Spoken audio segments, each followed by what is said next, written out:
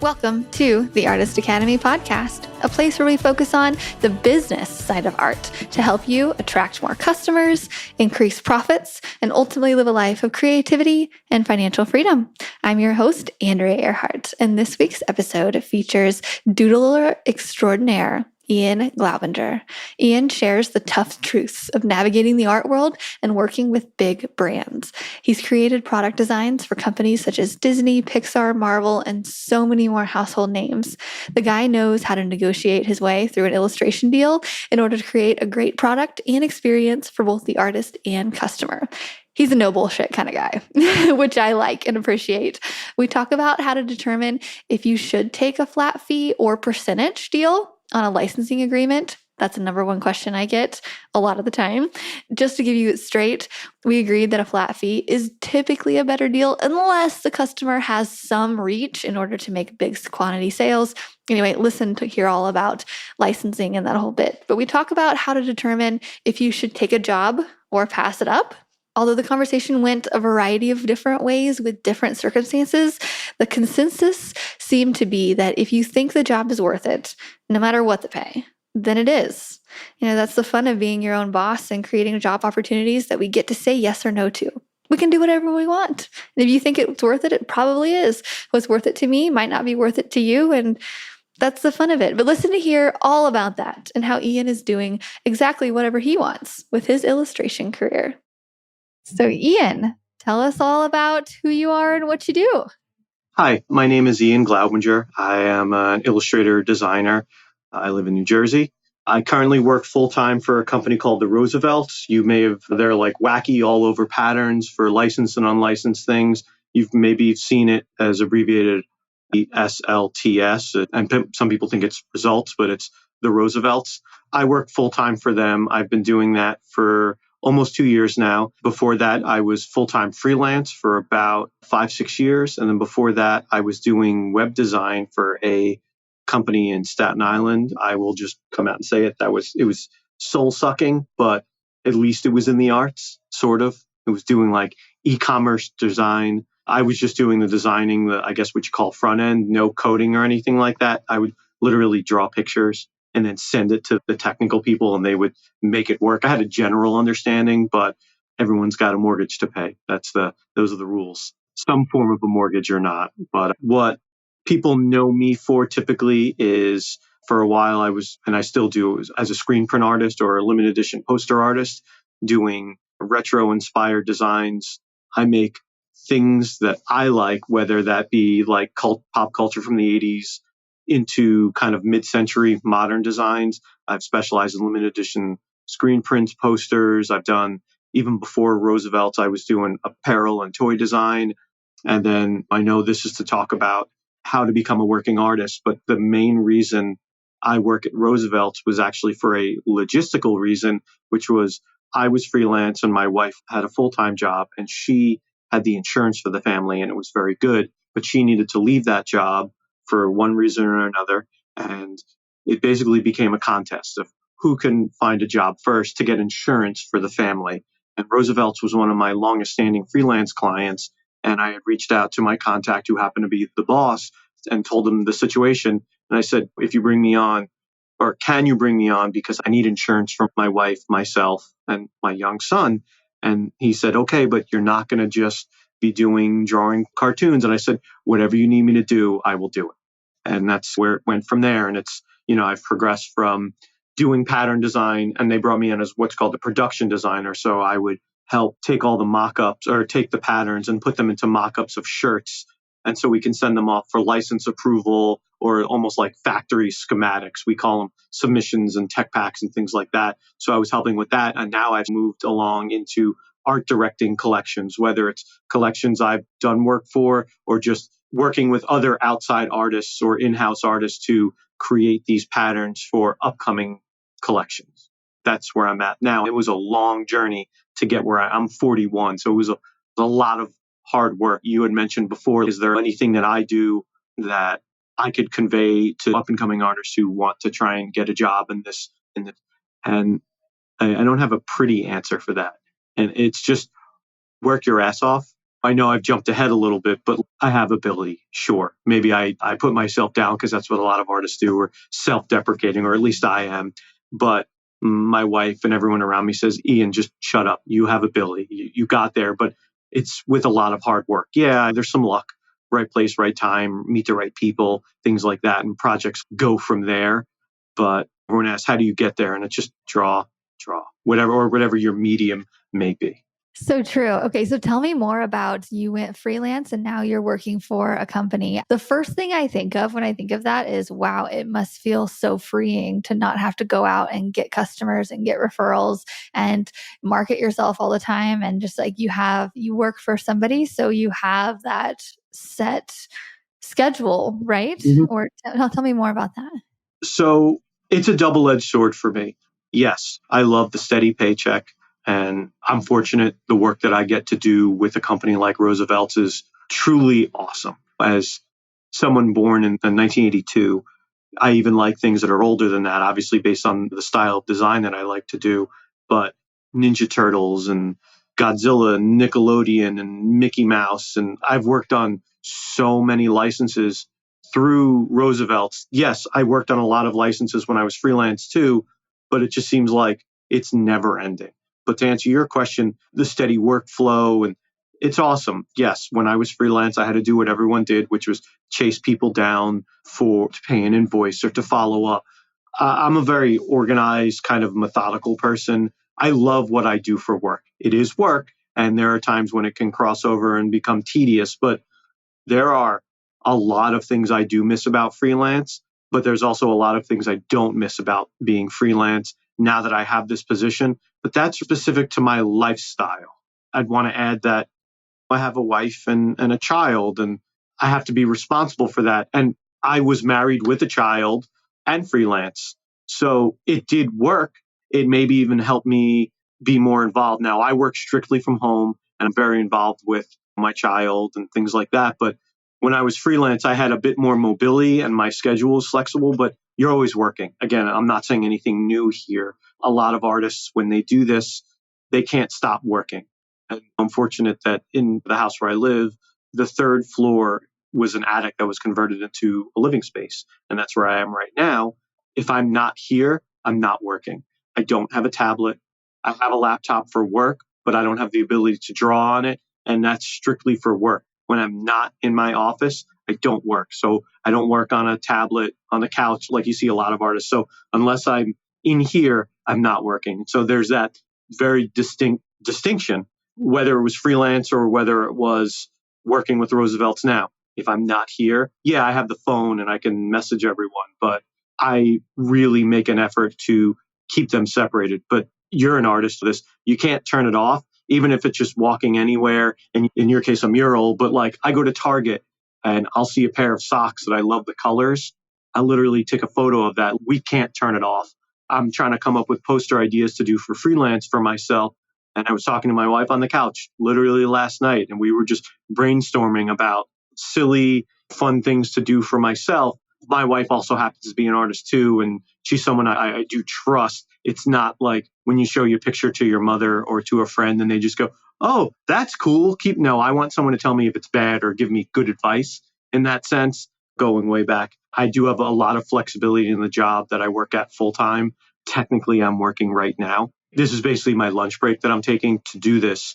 But there's a lot of flexibility and there's a lot of trust that my superiors at my company have given to me, and they just let me run with it and they give me the work and then I go. Now, I'm a special case where they want people in the office, but they said, Ian, we know you have a young kid, so it's a little different. So I do go into the office when I can find coverage and everything for my kid, but it's just me in my office, either sitting in silence or music or a movie or TV, whatever's playing. Freelance is not for everyone. And in same token, working from home is not for everyone. And I'm sure everyone got a taste of that during the height of the pandemic. I work well unsupervised. And for someone who doesn't, that's not bad. It's just how you're wired. Some people need that person right over their shoulder to make sure they stay on top of it. I work fast, and not to sound like a grouch, I worked in an office for many years when I did that web design company it was a tech company that I did web design for. I hated so many of my coworkers, and for really petty, and trivial things like the way they slam their keyboard or chew their gum or breathe, or just they're annoying. Like you'll find it in a lot of work, people, you want me to do my job? Oh God. And that's very annoying to me. So I think I may be good by myself because I'm a very annoying, irritable person. So maybe me working at home in the quiet of my own home is a nice thing, but I do miss that camaraderie. And so I go into the office or I do comic book conventions, on the side during the weekends, and I get to hang out with people. I do what works for me. It doesn't work for everyone. So, what exactly do you do? Because I'm not super familiar with the illustration world, but I see that you worked with companies like Nick and Disney and Pixar. And I'm like, cool. Wait, what do you do exactly? Do you design cartoons or backgrounds or? Good question. No, I don't do that. I've worked with all of these companies either directly with them or through a company that has a third party license. So when I was freelance, what I was often doing was making limited edition posters, sometimes designing toys, sometimes designing apparel. But it's never, oh, I've designed a Star Wars poster. Oh my God, did you do for the movie? It's not, no. Do you know George Lucas? No, I don't know. I don't know him. So there are companies that have a third party license for, let's use the example like Star Wars. So when you walk into Target and there is a t-shirt and it's got Luke Skywalker, or it's got Kylo Ren, or it's got whoever, there's not a t-shirt factory in Northern California in Marin County or now in Disney, whatever. There's not a t-shirt factory in San Francisco or wherever Lucasfilm is headquartered making t-shirts. The way it works is they will sell their license to a third party company, and let's just make up a name. It's Steve's Apparel. That's what it's called. Steve's Apparel wants to make a line of Star Wars shirts. Their marketing team or their licensing team can purchase a license from Lucasfilm, and then they have the ability to make apparel, toys, video, whatever it may be, whatever their product is, and then they'll make them. So they have a shirt, they want to do a line of shirts.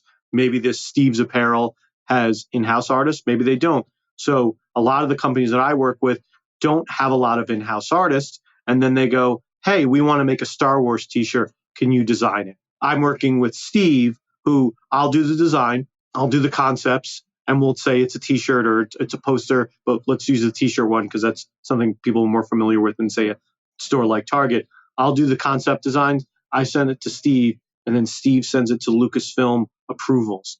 And then they'll come back with whether it's approved. Lucasfilm will then come back and send notes, whether change this, do this, or completely canceling it, or saying, this is great, let's move forward. And then I'll go further, I'll complete it, and then I'll send it back to Steve. And then Steve, they may have notes internally too, like this is in the direction we're going for, et cetera. If they're good, then they send it back to Lucasfilm. Lucasfilm gives it their approval, they need more changes, and it's this back and forth until it's done. And when it's done, Lucasfilm goes, all right, we're good. You can sign off on this. I don't know the nitty gritty of their licensing deal, which could be maybe they have to make X amount, they have to make X amount of money. Doesn't matter. That's not my side of the business.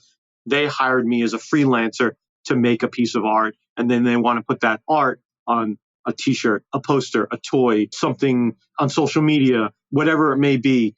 They hire me and then I create it. So no, I'm not working on the movies. I'm not making cartoons. I'm not painting beautiful backgrounds for these things. I'm usually making limited edition, whether it's small batch, large batch, or one-offs, and doing things like that. And I've done that for all of the companies. When people ask, who do I work for or what do I do? My answer is always a paraphrase. There was the actor Simon Pegg. There was an interview with him, the guy from Shaun of the Dead and the Star Trek movies, huge. I love him. There was an interview and he said, Hollywood in general is in the business of keeping grown men in a state of arrested development. And it's true. That's the business that I work in, the business of keeping grown men in a state of arrested development, making money off of all of the nostalgia that we grew up with. That's what I work on. So whether it's, and I could look around my office, whether it's Marvel, Disney, Universal, Warner Brothers, Star Wars, Lucasfilm, which I know is the same thing, just looking all around, just all of it. Video games, I've worked with the NFL, the National Hockey League, I've worked with them all, but some of them I work directly with the entity, but the majority is working with companies that have the license. And the majority of my work was started from doing limited edition screen print posters for galleries or shops that have the license, or companies that I started off way, way long ago was a company called Acme Archives, and they had the Lucasfilm license, and they hired me to do limited edition screen prints that were fully licensed. That was the bulk of it. Now, there's probably people listening to this going, yeah, but how do you, I can't get a job with Lucasfilm. Neither could I. I did so much, and it's fan art. I did so much fan art, whether it was for myself. I'm in New Jersey, so I was part of this group, this Philadelphia art group, where we would have theme shows. And then there was a comic book shop in downtown Philly, Old City, where we'd have a theme, whether it was 80s or Watchmen, and I'm trying to think, or video games. And then they hung it up in like the entryway of the comic book shop. It was in the front of a building. And from there, a gallery in Los Angeles that I was familiar with called Gallery 1988 said, hey, we saw your thing. Can we put your thing in our thing? And then it just went. And I was already a fan of them. And they took a Contra print that I did, like the old 80s Nintendo video game Contra. And they did a new print run of it. They sold it there. And I said, okay, how do I do more? And so like upcoming group shows. And it went from group shows to like small group shows to like 2-man shows that I did with them, doing all unlicensed. Fan art is good. Don't demean it. Anyone who says that no, I don't care. That's how I have the job and the house and everything that I have is by drawing cartoons of Ninja Turtles and Back to the Future, of licenses I didn't own. And eventually, from doing work at Gallery 1988, Acme Archives saw that because they were in California. So they go to these places, these galleries, and look, there's one. Oh, let's call that. So they literally went into the gallery and said, who did that? And they said, oh, we'll give you his information. And then they emailed me and said, hi, I'm so-and-so from Acme Archives. We saw your work at Gallery 1988. Let's work together. And it turned into, I did one poster for them that didn't go anywhere, but it was a stepping stone into, I did the Lucasfilm, the Star Wars posters for them. And then work begets work. I would do more. And I still, to this day, do fan art, do unlicensed stuff.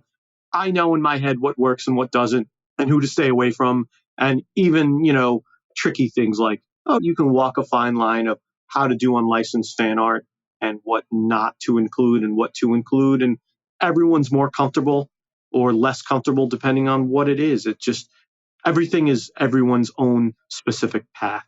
There are artists that I'm so jealous of that I don't get, that they can do very touchy, unlicensed fan art and go, oh my God, I would never do that. I feel like I would get in so much trouble. And then they do it. And then they get jobs for those companies.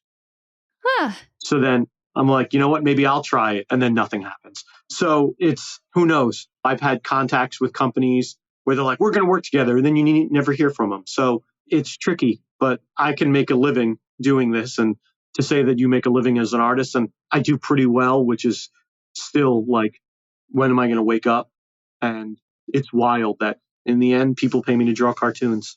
I love it. It's so fun. Yeah. Okay, just on this subject, because I get this question a lot of people wanting murals of Disney characters and how close can we get without getting in trouble, whatnot. What is your opinion on that? So say I was asked to do a Disney princess castle with all the Disney princesses for somebody. Can I do that? Or how do I change it? Like in your opinion? In my opinion, I guess it would depend on project to project. Let's say in your case, someone hired me. Oh, we want a mural. We want a huge mural. And I say, I don't paint, but I can design it.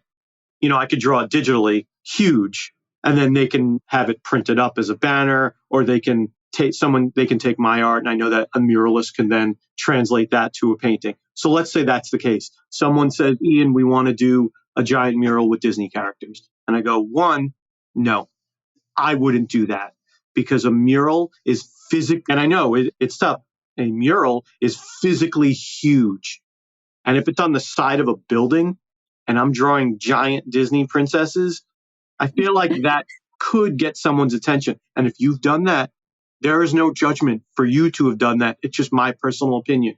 If the conversation went, well, okay, but we want you to do something. And I go, okay, I could do like a magical castle that's adjacent to a Disney castle, but I don't feel comfortable putting exact versions of Moana and Sleeping Beauty and whoever, because I feel like that's asking for it, especially if it's a huge mural that is going to take a lot of time and paint and energy, and it goes up, and then all of a sudden someone says that's got to come down.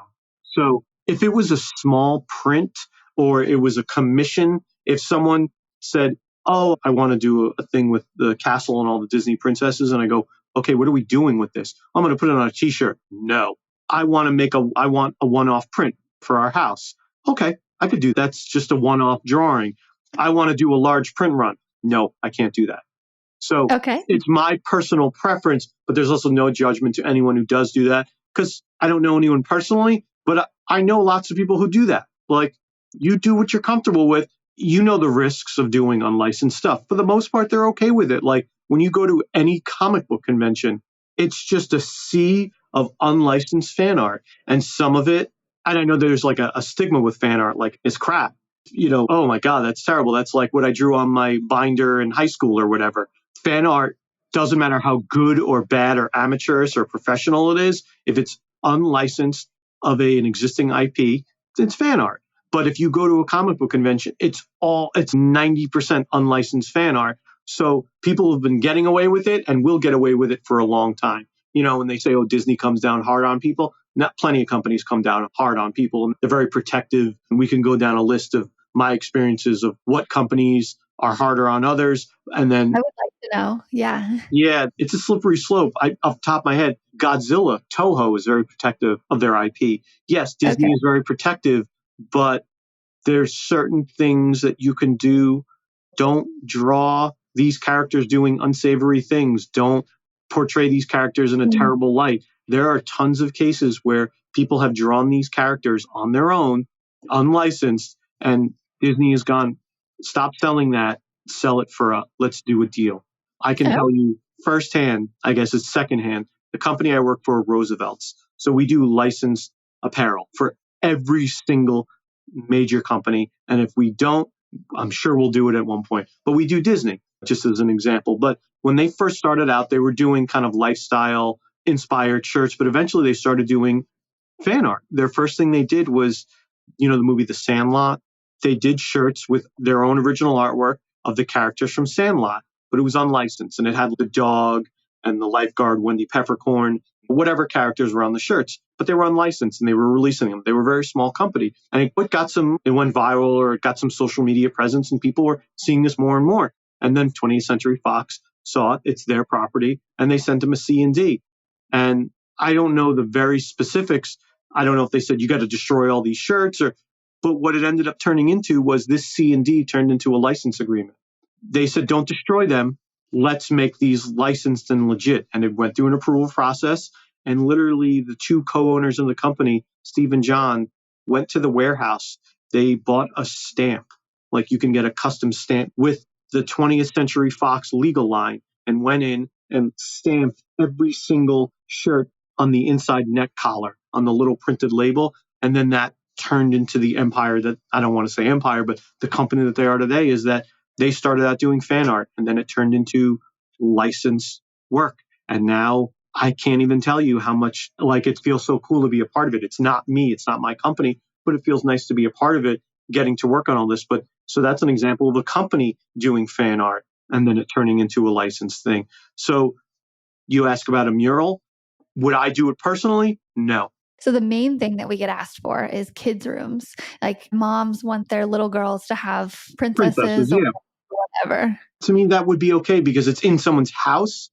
You always hear, if you watch any movies or sporting events, you always hear, this is express written consent legal property of the Major League Baseball, and you can't duplicate it. And it's because they don't want you to broadcast it and duplicate it out into the world. But it's like, in the comfort of your own home, I feel like it's a little different. And it's not, it's completely stealing, or it's complete theft, et cetera, et cetera. But within someone's house, I think it's okay. I'm not a lawyer. Yeah, exactly. Yeah, I follow this one Facebook page, and this artist does them all the time and they look so great. And I'm like, I always like look at that. I'm like, that's so cool. I want to do that. But I'm so scared of her Yeah. getting caught. But she, from my knowledge, she keeps doing them and she hasn't. And I love that that perspective on it, that it actually, something good could come of it. So I had like a pipe dream when I was younger to paint for Disney, just because I Who love doesn't? Disney. That's what every kid wants to do. Exactly. Yeah. So you're saying that if I really wanted to take that seriously, I would paint a bunch of Disney things, maybe tag them in some way, Yeah. and just, yeah. And the further along you go in doing this career, I have friends who either work there or work with them third party like I used to. And you could say, hey, can I get their email? Or, hey, can you forward them my email with a few pieces of work? And you know what the worst they do is? Don't reply. Yeah. You can try. It never hurts. I get to draw Ninja Turtles. That's my favorite thing in the world. I get to draw them. I get to meet the co-creators. I get to Cool. do that, and that came from fan art. What more could I ask for? That's not everyone's path, but a lot of the artists that I know, that is the path they took. And maybe I saw that and used that as my basis. And it seems to have worked. No, it absolutely worked. I can't say it like Yeah. that. It Seems like absolutely it's worked. going well. Yeah. Okay. So I love this perspective. It also gives me something to tell people as well. I mean, there are no rules for this, but like I said, this is one of the number one questions that I get because people ask this all the time. So, okay. So say somebody wanted you to do an illustration for them. What is the process like? Do you do a rough sketch first? Like, what kinds of questions do you ask them? Like, what is it from point one? Okay, so I will give you a very specific example. I was Great. hired and this was freelance. This was in the middle of October. I know I had a booth at New York Comic Con and I got an email on my phone and it said it was something like beer festival logo needed. Every time you get any type of inquiry, grain of salt, because who knows? It could be a kid. I want this person. I saw your stuff online, but I won't get up on a tangent. This was legit. They emailed me. They said they were from the Cure Insurance Arena. And I went, that sounds familiar. They said, our art director met you when you did a show. He got your business card. You did something called a Trenton Punk Rock Flea Market. It's like a craft festival, but I saw my work there. And they said, the art director got your business card, and we wanted to know if you would help us design the logo for our upcoming beer festival. And so my response was, cool, I remember that. I need some information from you. That is number one, what are you paying? Number two, deadline. Number three, can you tell me a little bit about the project? Because I'm in a position as a old man with job, I don't take on every project because I don't need to, because I have a full-time job and a toddler that knows no bounds. So I could be very selective. So they wrote back, I don't have a problem talking numbers. I know it's very taboo, but that's stupid because if artists all knew the numbers, then they could fight the really cheap clients who were like, I'm going to pay you in hot dog money. I can't live off of that. So they said compensation is like, I think it was $400. And my reaction to that was go fudge yourself. Like, that's just where I stand. So, and then they told me the turnaround time. They told me a little bit more about the project. And it was called the Red, White, and Brew Festival. Oh, and something also to be very specific about is, okay, you contacted me, Ian Glaubinger. Do you know what I do? If someone contacted you and said, hey, I need a photorealistic of cars, of 1960s Chevys, you go, do you know what I do? I don't do that. So that's another thing like, hey, this is my website. Like, I do 1950s mid-century modern Hanna-Barbera style cartoon. You know that, right? Okay. You do know that. So told me a little bit about the project, the deadline, and the compensation. I wrote on literally it was, thanks for the follow-up. Unfortunately, that's far below my budget. I like the idea of it, the turnaround time. It's just not something I can do for that budget. And sometimes I include what I want, and then sometimes I don't. Maybe I wait for them to come back. But for this, I like the idea because I like doing local things, and I like the idea of the design that they were doing or the design they wanted to do. And so I said, I could do this for 1,000, thinking there's no way. There's no way that they'll say yes, but couldn't hurt because it sounds like a cool project. They would slap the logo. The logo would be everywhere at this big arena. It would be on T-shirts and mugs and tote bags and all the broadcasting. It'd be a big banner of it. And I was like, that sounds cool. I want to do that. So let me just take my shot. They're like, okay, we have a lot of other artists that we're looking at. No, you don't. You're lying. You probably have two or one. That's it. But that's what they say. They're all car salesmen. So they wrote, look, let me do you a very quick pencil sketch. And when I mean I am quick, and I did a quick pencil sketch on the computer, probably 20 minutes that it took me to do. And I sent it to him. And I said, look, here's what I had in mind for your thing. And I sent them a really low res, whatever, like really crappy. So that even if they steal it, they still have to do all the work themselves. So, oh, this is great, blah, blah, blah. Next day, okay, and they're going to give you the 1,000. So Perfect. they were lying. For me personally, I always say, what's your budget? Because if maybe I would say I'd come in at 1,000 and they would in their heads are like, oh, what a dummy. We were going to give out $2,000 for this, but now we don't have to because he only wants 1,000. Or it works. We were only going to give out 250 and they said he'll do it for 100. So depending on your level, and it's whatever you're comfortable with. As the artist, it's whatever you're comfortable with taking. Now, it's not just the drawing. They may put it on 500 different verticals, a shirt, a hat, a Frisbee, or whatever. You have to keep that in mind. They're going to sell this. They're going to make money off of your work. So they were going to put it on a shirt, a hat, a tote bag. It's going to be on the website. It's going to be on social media. It's going to be a big banner. $400? How much does it cost to get into this beer fest? $50? Oh, so you mean to tell me that 50? Oh, so if 8 people walk in the door, they paid for me? 8 people? Give me $1,000, which is far too low. It's still too low, but I'm okay with $1,000. Who doesn't want to write on their little thing? Ooh, I made $1,000 for drawing a little logo. I'm okay with that. So it went back. So the process went to answer your question because I told you I go off the rails. Okay, we're good. We're agreed. And I say, I want to get paid right before I send you the final file. I'm not doing it unless that's that. So I'll send it to them, but you're getting this. You're not getting the big high res in whatever formats they want. I sent them one pencil sketch because that's what we agreed to because they already liked the pencil sketch that I did. And I said, I was thinking of doing muted red, white, and blues. Do you have any thoughts? What's your input? Some clients are more hands-on, some are hands-off. When I told them my idea, which was I wanted to have Washington crossing, and I'll show the logo at the end. I wanted Washington crossing the Delaware on a beer can. So it's this cartoon 50s Washington standing on a giant beer can with waves of water and then a circle around it. And it says Red, White, and Brew Fest. That's it. I said, what text needs to go on it? Does it need to say trend? Does it need to say a year? I get all that information up front. I gather as much information as possible. I'll send them a quick pencil sketch, or I send them a quick pencil sketch. Then I'll do a more rendered one. And I go from there and they give me their feedback. And for them, their feedback was very little. I said, okay, I'm going to move on to the colors. And I moved on to the colors and I gave them a few different options like here it is with the red circle, the blue circle, but really not much more work than me just selecting a shape and changing the color. Easy stuff. So it worked back and forth like that. This was a very easy client. There are clients where there's so many versions and it's just like, why did I agree to this? This sucks. I hate this. But then there are clients that are pretty easy because I'm in the fortunate position. I can pick and choose. I can be pretty picky when it comes to projects because I have a full-time income. You can read clients after a while. Even when they first email you, I literally got an email yesterday from Topps, TOPS, the baseball people. And I know this because I have experience. They're like, hi, we're doing a collection of baseball cards for, it's probably like Star Wars or something, but I know this scam.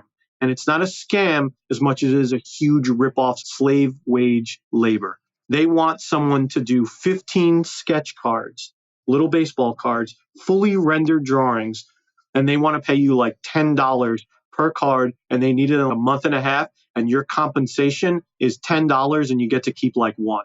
So they wanted 15 cards and two. So I said, no thanks, good luck. Maybe we can work together in the future. Just being nice. That's just how I am. They wrote back, oh, we'd love that. And I went, just for argument's sake, what is your compensation? And they said, oh, it's based on what works for the artist and what works. No, you're lying. I know what it is. It's between $10 and $15 each. So that's 15 fully rendered little illustrations on cards for $150 in 2 months. That's extortion. So I knew because I've been doing this for a while and I know artists who have done that. I'm like, what? That's insane. I'd rather just do my own drawings, do 15 of my own drawings, throw them up in my online shop and say, these are $40 each. Guess who keeps all of the money? I do. Yeah. But I have a reach, and I know not everyone does that. Now, if there's an artist right out of high school or college and they get asked to do this and they're comfortable with that, do it. I'm not at that point in my career where I don't need to do it, but I know that it's extortion. Did I do extortion like projects when I was much younger? Absolutely. I did a poster for a band when I was much younger. Do you know what the compensation was? Here's tickets. The poster's shit. I look back now, it's garbage, but I wanted to do it so badly. So you do what you're comfortable with, what you're okay with. It's the same as going to a casino. You go into a casino and you gamble what you're okay losing. That's it. Do you want to do this project? Is it a terrible paying gig? Yeah. But do you really want to do it? Then do it. If it makes you happy, then do it. As long as it doesn't stop you from paying the bills or you're going to get kicked out. Don't take the free gig or the almost free gig when you've got to pay your rent and you have no money. I love your bluntness. I just like, that's stupid. They're lying. I love it all. They are. We have a bunch of artists, which means they're just waiting to see which artist is either giving them the lowest price or they're lying and they're forcing you into going, oh yeah, I'll do it for that small amount of money. Yeah, whatever you need. Come on. They're lying. They're absolutely lying. Just as you're lying when you're like, I don't know, I'm busy. Like, you're testing the water. It's this who's going to budge first, who's going to give in first. But like the money thing, it stinks. There are a few artists that I'm very close with as people and as artists, and we will openly talk money. And I will be blunt. When I first got this email about the logo, I was like, oh, that sounds like a cool thing. I'll email them after I get back from this convention. And my friend said, how much do you think you're going to ask for him? I was like, I don't know, like $500 or something. He's like, don't ask for $500, you idiot. Ask for 1,000. And I went, but they're not going to. He's like, you don't know. Just do it. What's the worst they're going to say? No. He was right.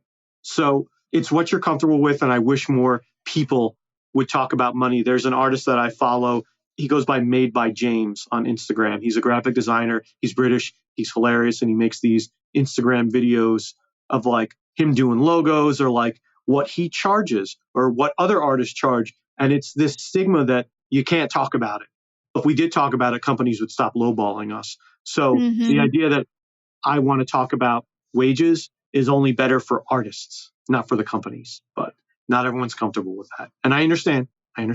So true. I love that you love to talk about money. That's what we do on here too, is how much can you charge? How much do you charge in the beginning? How much can you charge when you're a bit more advanced and all of that? So I totally agree. There are clients that when I first started out at the age I was at, and they're like, you're going to give me that much, but you have to feel it out because they said, look, we can pay you $600 for one of these designs that you would usually get between $1,500 and $2,000 for. But you're like, I love the project. I love the client. Yeah. And you're like, you know what? I think I still want to do it. But they said, look, if we do more and it goes well, then the money goes up. Could that be a lie? Sure. But you trust your gut. And if it works, and in the end, you do what you're comfortable with. And for me, that client did, in fact, stick to their word. And the money got really good. So they took a chance on you. So you take a chance on them. It's all emotion and gut. And what works with one client doesn't work with another. And the golden rule of never do XYZ. Sometimes you do XYZ. Sometimes you have to do it because the world's funny. Yeah. Another major question that I get quite a bit and that I'm not really sure how to answer because I've only done very minimal of these, but licensing agreements. Where someone licenses your work from you. So they're commissioning your thing, or either something you've already created or something they want you to create, and they're wanting to put it on T-shirts and whatnot and products. Like, how does your negotiating or contract system work with that versus if it's just a one-off poster? So one, I don't have a lawyer. Two, I do all the stuff on my own, and I'll give you a specific example because I haven't done a lot of that. I've done a few of those things. There's a company I work with called Art O Vision, A-R-T, letter O Vision. They take artwork that either they have the license for, where they get it from like a Star Wars or like a whatever, or they will take art from other artists, not without permission. They contact them first. And they say, hey, you did this thing. We want to turn that into these. Do I have any around here anywhere? I have one, but it's not my artwork. And I don't know how well how much justice it'll do, but they turn it into this 3D or acrylograph. That's what they call it. Or no, that's this specific one. They call it like this 3D desktop art. You can see it's thick. Okay. So they'll take existing artwork from other artists and they'll turn them into this, and we work hand in hand. So, and they also do like wooden frame shadow boxes. Not the point. They make the weenie, whatever it is that they make. It doesn't matter what they make. And they said, hey, we want to take some of your artwork and turn it into this. And I had heard of them before. So at least that gave me the benefit of the doubt of, oh, you're a legitimate company. I've seen your stuff. It's cool. We want to license out your work. And they had a standard contract that they do for everyone. And maybe they'll see this and they'll go, Ian, don't give away our secrets, or they'll get mad at me. But I don't know, maybe they have multiple contracts that they have for different tiered artists in their mind. Maybe there's the 15%, the 20%, the 25%, the 50%. I don't know. I'm not going to tell you what they offered me, but I will tell you that they offered something that I was comfortable with. And why? Because the artwork was already done. I literally already made the artwork, and I thought about it like this. Wait, you're a company who's going to take my artwork with my permission and make new 3D versions of it. And all I have to do is sit on my ass and collect money. Now, maybe someone would want more. Maybe I could have renegotiated, but I will tell you that the percentage that I got, I was comfortable with. And I get every quarter an email from Stuart that says, hey, we sold a bunch of these things. Here's your money of artwork that they already created. Now, I have a good relationship with them where I can email them and go, hey, you know what? This new piece I did would look cool in 3D. You want to make it? It's already done. And I just give it to them and they go, yay or nay. And then I have some of these for display at comic book conventions and I sell them and I make money. So I get a percentage of what they make. In this case, I was open to it because I believed in the product and I didn't have to do much work. It was just, my work was just sitting there. Now there are certain things I can't license out to them because it already is licensed. So let's take one of my Star Wars posts. They go, hey, we saw this on your website. Can't do it. I don't own the license, not mine. So that I have to stay away from if I do licensed work. It's any of the unlicensed or original artwork that I do. And I've had other people reach out. Actually, when I was freelance, Roosevelt's licensed out some of my already existing designs, and the compensation was good. It wasn't great. Do they do a percentage of sales or do you do just a set fee? For Roosevelt's, I did a set fee. I don't know if anyone's ever done a percentage of sales. I can tell you that most licensing seems to be, in my experience, a percentage of sales as instead of a flat fee. And I think if they give you the option of flat fee or percentage, there are a lot of things to take into consideration. Is this a company that's going to sell? Like, oh, they're offering me, like, they go, we'll give you $1,000 or we'll give you we'll give you $5,000 to license this out. And you go, yeah, but I think they can make that in a day, in 5 minutes. So you have to know who your client is. You have to know who they're selling, what they're selling, and think, is it worth getting a one-time fee or is it worth the long game and doing a royalty based? I know Disney does royalty based, and that's awesome if your piece sells. If your piece is that's mass produced, if they say it's going to be mass produced on a large scale and it's on all different things, why shouldn't that sell? It doesn't always sell.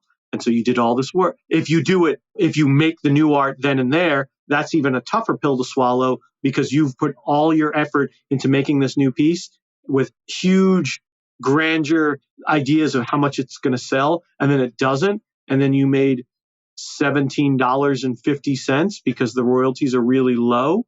It sucks, but that's how it goes. I've had maybe 3 or 4 licensing agreements in my professional life.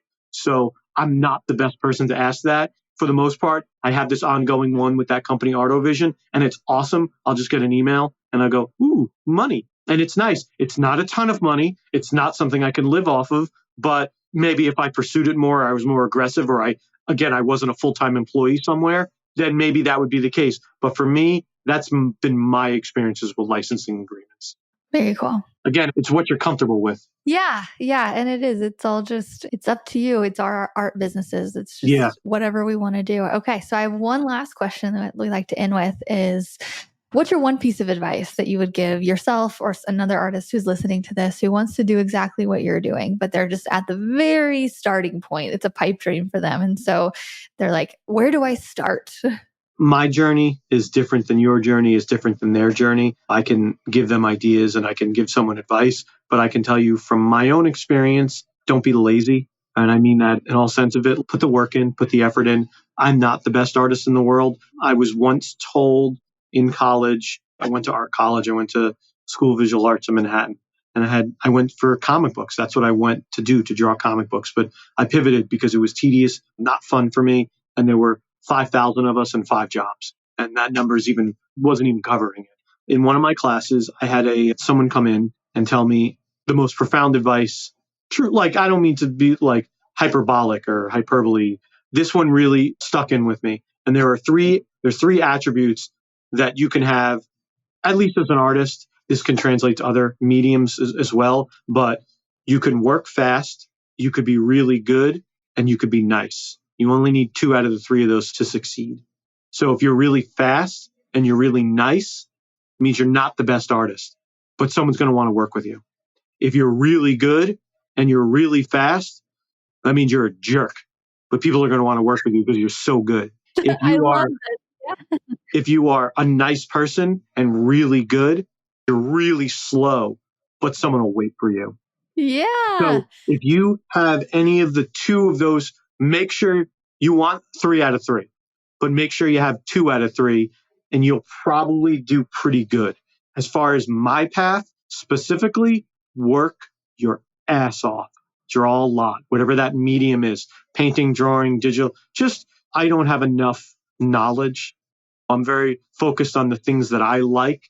Maybe I could have learned more mediums. Maybe that would have made me a better artist. Maybe that would have made me better at what I do in all different types of mediums. But you can always learn more. Ask for constructive criticism, for real criticism, not like, oh, that's nice hanging on the fridge. Ask for real. Don't ask your mother. Ask other artists. Put stuff online. I know social media is tricky. I'm not the best. I love to post online, but I don't get the reaction that I always want.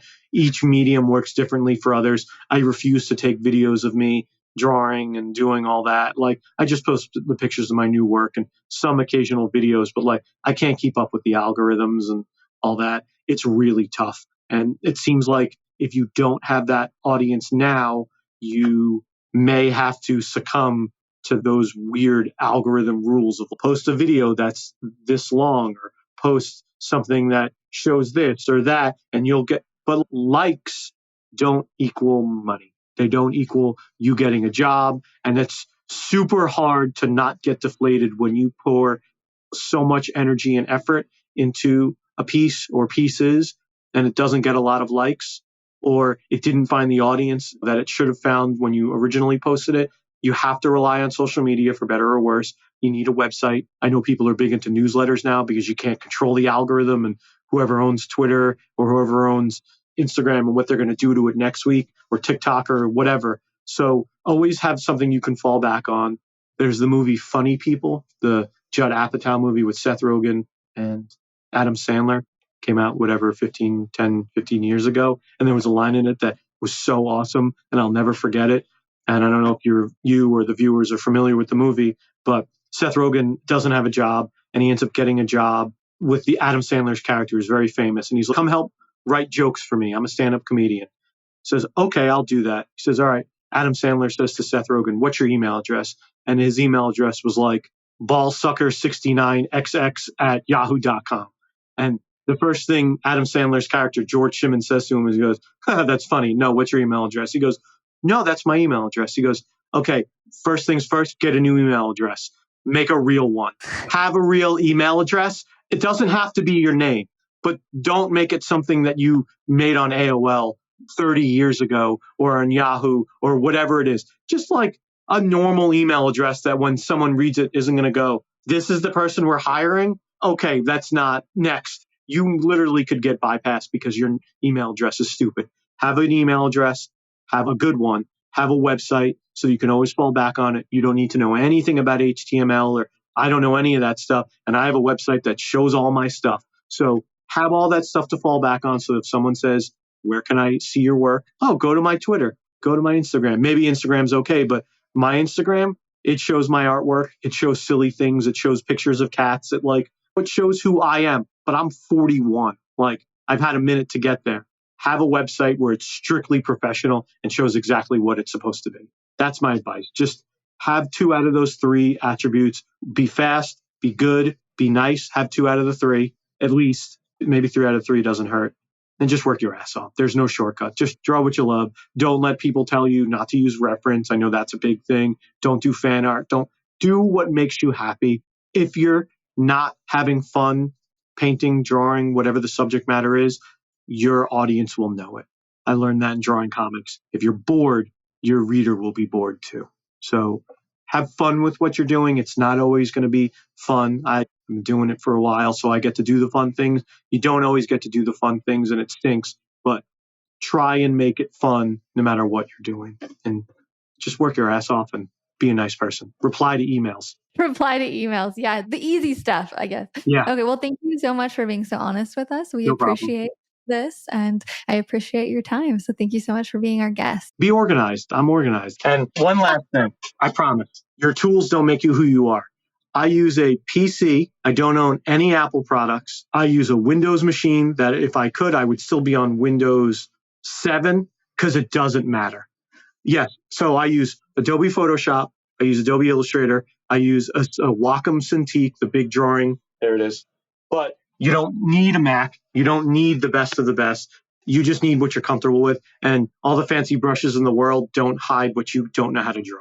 Yep, so true. You gotta put in the time. Yeah. Love it.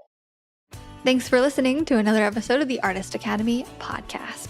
If you like this kind of business talk with tips to help you attract customers, actually get sales, and all the back-end business quote secrets, I want to encourage you to join our Artist Academy Advanced membership.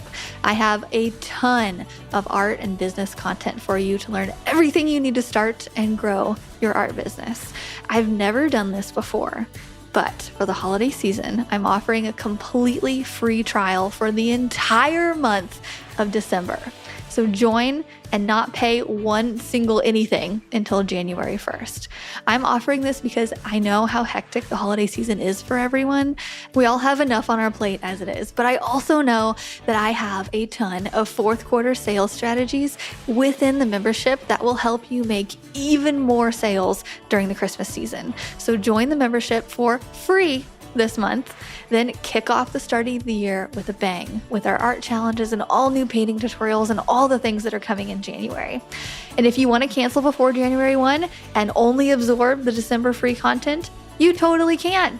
There are absolutely no minimums to join or leave at any time. Stay or leave when you're ready. I'm also offering a completely free month because I'm confident in my product.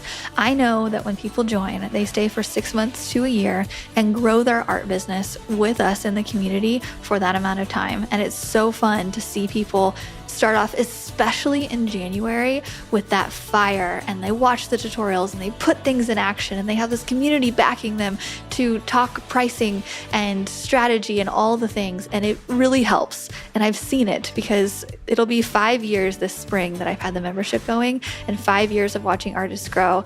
I was thinking this year, I'm like, heck, I'll just give a whole free month because why not? You can go to artistacademy.co. There's a link here. It's not .com because to buy the .com was just insanely expensive.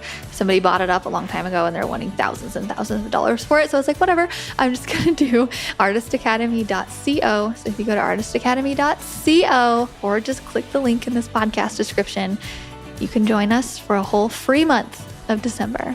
I'll see you inside of the Academy and next week for another episode of the Artist Academy podcast.